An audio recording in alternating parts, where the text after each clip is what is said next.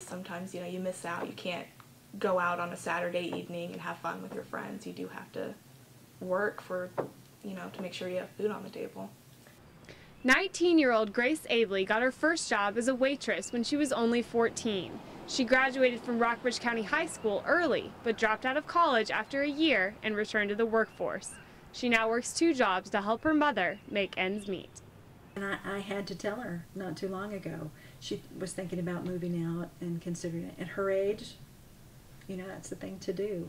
She really needs her independence. But we sit down and look at it, and it's financially, it's not doable. I need her income to keep a roof over my head and food on the table, and she needs my income to keep a roof over her head and food on the table. The Ableys say the economic downturn has only made things tougher for them. But others in the area have weathered the recession almost unscathed. Everett Gilbert opened Encore Salon 215 Spa in August 2010, a time when the unemployment rate for Lexington sat at 11.4%. And yet, his business is thriving. That maybe someone can't go out of town or go on a long vacation, but hey, I can get my hair done at least. I can get a manicure, pedicure, and have like a mini vacation at home. So sometimes the downturn helps the hair beauty industry, service industries that way, because they can still get pampered and not have to spend as much money and leave town. According to the most recent census data, there is not much diversity in the Rockbridge area. If there is a cultural fault line, it's income. There's a lot of the higher paying jobs, at the universities and the hospitals, and then there's a lot of low paying jobs in the service field. So working at the hotels and the fast food restaurants, and there's not much in the middle. The area is known for its beauty and history, making it a mecca for many retirees. But the community is also home to many people who have lost their jobs or make only minimum wage.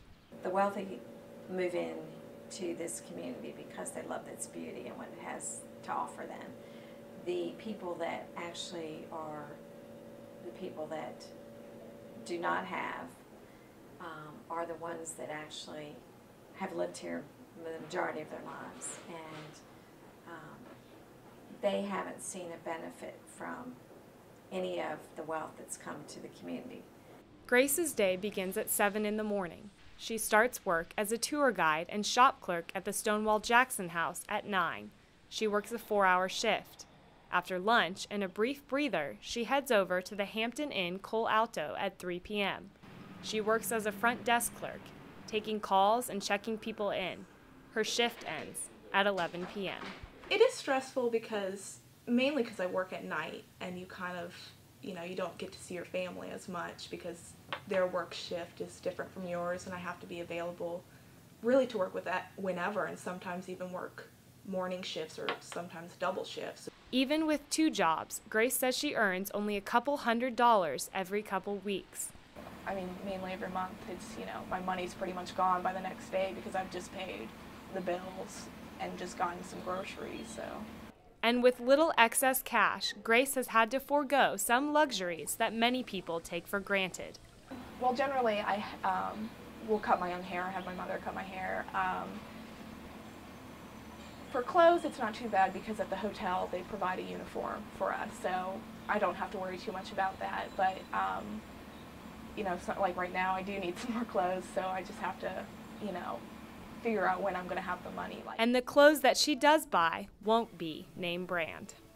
If you have more money, you're definitely not going to think about what you're buying, and you might not think about other people who don't have the money, who have to actually look and see what's on sale. Attempts to bridge the gap between the rich and the poor don't always succeed. The Maury Express, the area's first public bus service, began making its rounds in March. The bus is operated by the Roanoke-based transportation company, Roanoke Area Dial-A-Ride, or RADAR. The idea was to provide a way for lower-income people to get to work, to the grocery store, or to the free clinic. But the buses are empty. The communities can be very fickle. Folks can say they need something and then may or may not take advantage of it when it's offered. And social workers and local officials say the high unemployment rate contradicts the help wanted signs in the windows of many service businesses. They speculate that some residents simply do not want to work. there are people who are really not able to work. We do have a handful. I do have a handful that I know are competent and capable who just don't want to.